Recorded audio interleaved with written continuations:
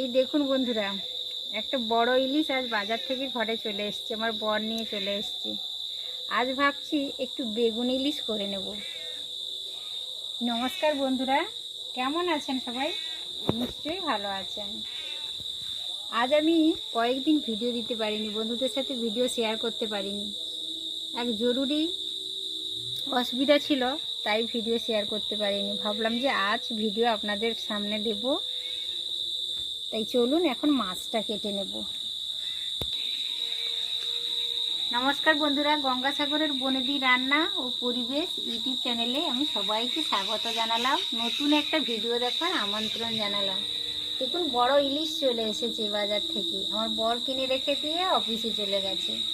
এখন এটা আমি কাটতে বসে গেছি, রান্না করব। আর পোষা বিড়ালগুলো সব চলে এসছে আঁশ খাওয়ার জন্য। ওরা রীতিমতো আমার সাথে ঝগড়াই শুরু করে দেয় আঁশ খেতে, এত ভালোবাসে ওরা। তা এখন আমি মাছটা কেটে নিচ্ছি। না, ওইদিকে বসে বসে খাও। এত আঁশ খেতে ভালোবাসে ওরা, কি বলবো। একেবারে টাটকা ফ্রেশ ইলিশ, দেখেই নিশ্চয়ই আপনারা বুঝতে পারছেন।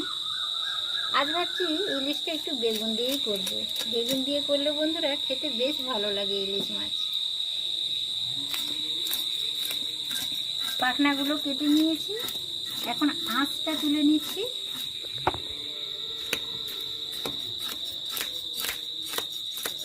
ইলিশ মাছ তো খেতে ভীষণ ভালোবাসে সবাই, বিশেষত আমরা বাঙালিরা ইলিশ মাছ বললেই যেন জিভ দিয়ে জল পড়তে শুরু করে। ইলিশের বিভিন্ন রান্না হয়, আজ ভাবছি একটু বেগুন দিয়ে ইলিশটাই করব। দেখতে থাকুন ভিডিওটা শুরু থেকে শেষ পর্যন্ত, আমার সাথেই থাকবেন। আর আমার ছোট্ট ইউটিউবারের চ্যানেলটিকে অবশ্য সাবস্ক্রাইব করে বনেদি পরিবারের একজন সদস্য হয়ে যাবেন। মাছটা পাখনা কেটে আঁশগুলো তুলে ভালো করে ধুয়ে নিয়েছি। এবার কেটে নেব বন্ধুরা।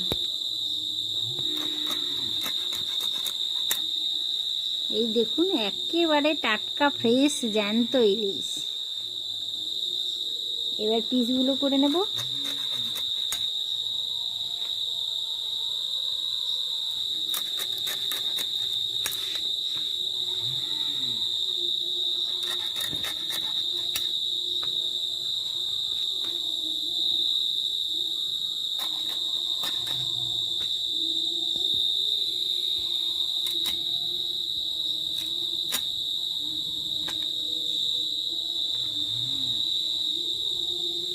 এবার পিত্ত থলিটা এখানে থেকে বের করে নিলাম। ব্যাস, ইলিশের আর বাদ দেওয়ার মতো কিছুই নেই। ইলিশটা কাটা হয়ে গেল। গ্রাম হিসেবে ধরতে গেলে ইলিশটা ছিল 600 গ্রাম বন্ধুরা। ইলিশ সবসময় আপনারা গোল সাইজের দেখে কিনবেন, ওই ইলিশই ভালো লাগে খেতে এবং খুব টেস্টি হয়, তেলও বেরোয়। আর যে ইলিশে তেল বেরোয় সেটা খেতে খুব ভালো লাগে। দেখুন বন্ধুরা, আজ আমি একটু বেগুন ইলিশ করব ভাবছি। সেই মতো সমস্ত কিছু রেডি করে নিয়েছি।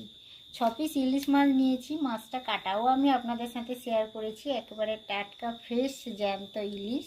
আমাদের বাড়ি যেহেতু গ্রামে, আর আমাদের বাড়ির পাশেই হচ্ছে সমুদ্র, তো ওখান থেকে মাছ উঠলেই আমরা টাটকা মাছটা পেয়ে যাই, কোনো অসুবিধে নেই। আর বেগুন ইলিশ করার জন্য এই দেখুন, 3টা সাদা বেগুন আমি কেটে নিয়েছি। বেগুনগুলো বেশ কচি আছে, তো মোটামুটি কাটা হয়ে গেছে। আর ইলিশ মাছে তো বেশি মশলার কোনো প্রয়োজন নেই। বিশেষত বেগুন ইলিশে আধা চামচ জিরে গুঁড়ো, আধা চামচ ধনে গুঁড়ো, আধা চামচের কম নিয়েছি আমি হলুদ গুঁড়ো, আর আধা চামচের কম আমি ঝালের জন্য লঙ্কা গুঁড়ো নিয়েছি। আর একটা পেঁয়াজ আমি ছোট ছোট করে কেটে নিয়েছি। আর 3টা কাঁচা লঙ্কা আধা চেরা করে নিয়েছি। অল্প পেঁয়াজ দিয়েই বেগুন ইলিশটা রান্না করব। এইভাবে রান্না করলে কিন্তু খেতে খুব ভালো লাগে। একবার আপনারা ট্রাই করে দেখবেন। এখন মাছটাতে আমি লবণ হলুদ মাখিয়ে নেব। হালকা করে মাছটা ভেজে নেব, তারপর রান্নাটা করব। লবণ হলুদ দিয়ে দিয়েছি। এইভাবে একটু ভালো করে ঘষে ঘষে লবণ হলুদটা মাখিয়ে নেব।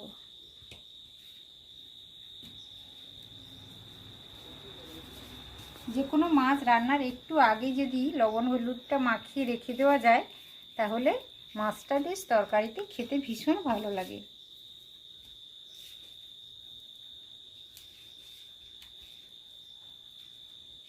ভালো করে লবণ হলুদ মাখিয়ে নিয়েছি, বেগুনও কাটা হয়ে গেছে, মশলা দেখিয়ে দিয়েছি, পেঁয়াজ একটু কেটে নিয়েছি। তো চলুন বন্ধুরা এবার রান্নাটা শুরু করি। ওভেনে একটা কড়াই বসিয়ে দিয়েছি, গ্যাসটাও আমি একটু আগে থেকেই জ্বেলে দিয়েছি।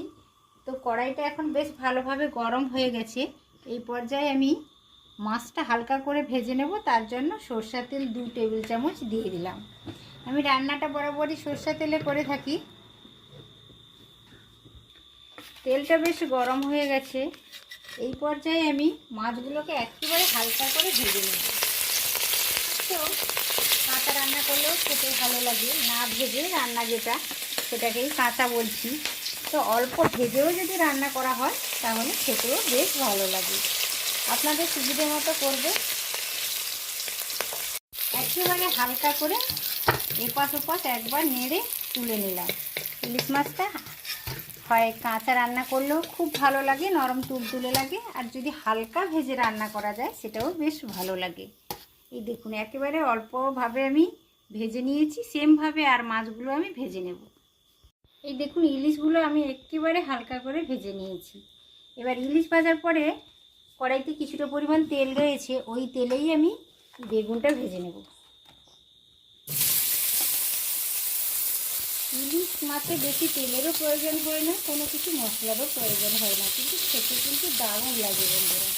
যেমনই রান্না করা হয় খেতে কিন্তু দারুণ লাগে।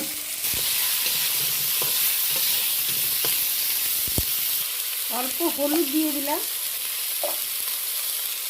লবণ দিয়ে দিলাম। বেশ কয়েক সেকেন্ড এইভাবে উল্টে পাল্টে বেগুনটাকে একটু ভালো করে ভেজে নেব।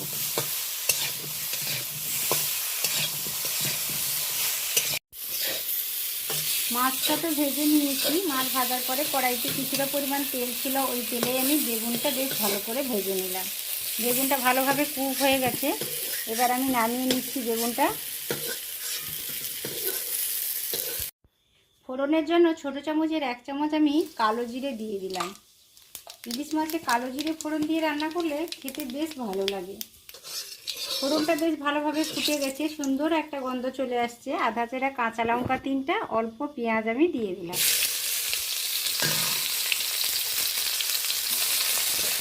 ফোড়নের সাথে কাঁচা লঙ্কা পেঁয়াজটা দিয়ে বেশ ভালো করে 2 মিনিট মতো নেড়ে নেব।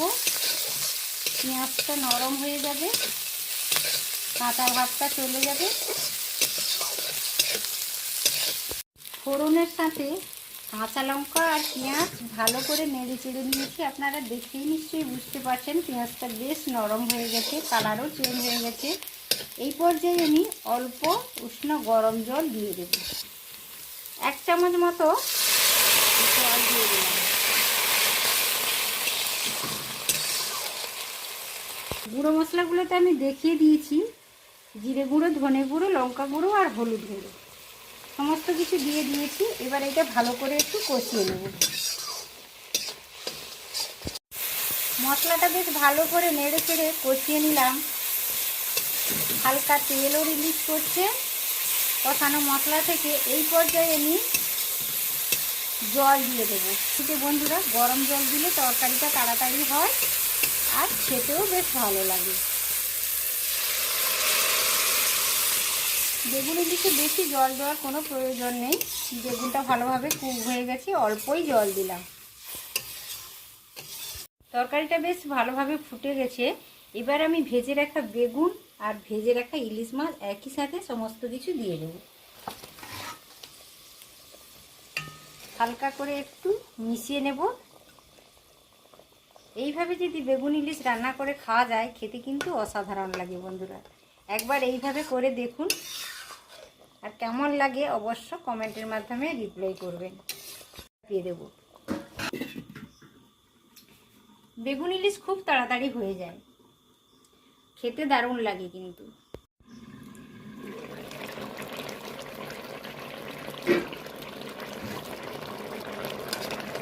তরকারিটা বেশ অনেকটাই হয়ে গেছে। একটা ঢাকনাও চাপিয়ে দিয়েছিলাম, আমি ঢাকনাটা খুলে নিলাম। আর কিছু সময়ের মধ্যে হয়ে যাবে। বেগুন ইলিশ রান্না করার জন্য বেশি সময়ের দরকার হয় না, খুব তাড়াতাড়ি হয়ে যায় রান্নাটা। এই দেখুন বন্ধুরা, ইলিশ বেগুনের তরকারিটা আমার একেবারে কমপ্লিট হয়ে গেছে। ইলিশের মরশুম তো প্রায় শেষের দিকে। এইভাবে ইলিশ বেগুন একবার করে খান আর কমেন্টের মাধ্যমে রিপ্লাই করবেন কেমন হয়েছে রান্নাটা। আশা করছি ভিডিওটা সকলেরই ভালো লেগেছে। যদি ভালো লেগে থাকে অবশ্যই ভিডিওতে একটি লাইক দেবেন, পরিচিতদের মধ্যে ছড়িয়ে দেওয়ার চেষ্টা করবেন, আর ছোট্ট ইউটিউবারের চ্যানেলটিকে সাবস্ক্রাইব করে রেখে দেবেন বরাবরের জন্য, নিত্য নতুন ভিডিও পাওয়ার জন্য। তো আজ তাহলে আসি বন্ধুরা, সবাই সুস্থ থাকবেন, ভালো থাকবেন, সাবধানে থাকবেন। আজকের মতো বিদায় নিচ্ছি। আর পাশে থাকা বেল আইকনটি প্রেস করে দেবেন, আমার নতুন ভিডিও আপলোডের সাথে সাথে আপনাদের কাছে সবার আগে পৌঁছে যাবে। তাহলে আজকের মতো বিদায় নিচ্ছি, আবার দেখা হবে নতুন একটা ভিডিওতে। তত সময় আপনারা সুস্থ থাকুন, ভালো থাকুন, সাবধানে থাকুন। আজকের মতো টাটা, নমস্কার।